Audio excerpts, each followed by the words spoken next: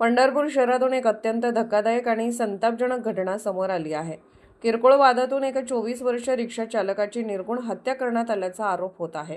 एवढंच नाही तर हत्या केल्यानंतर मृतदेह रेल्वे रुळावर टाकण्यात आला आणि मृत तरुणाचा एक पाय घराच्या दरवाजासमोर लटकवण्यात आल्याने परिसरात भीती आणि खळबळ उडाली आहे।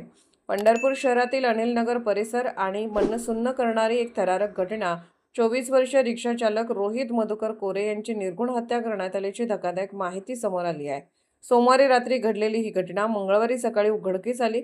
माहितीनुसार रोहितचा काही जणांशी दारू पिताना किरकोळ वाद झाला होता। याच वादाचे रूपांतर हिंसक हल्ल्यात झाल्याचा संशय कुटुंबियांनी व्यक्त केलाय। कुटुंबियांच्या म्हणण्यानुसार सोमवारी रात्री 11:30च्या सुमारास रोहितचा काही मित्रांसोबत वाद झाला।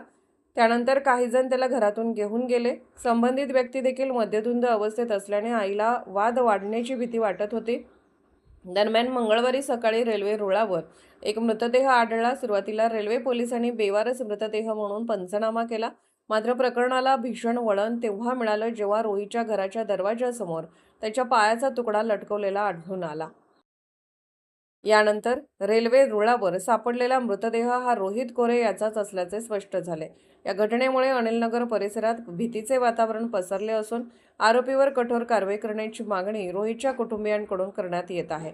सध्या पोलीस या प्रकरणाचा तपास करत असून हत्या नेमकी कोणत्या कारणातून झाली आणि यामागे किती जणांचा सहभाग आहे याचा शोध सुरू आहे।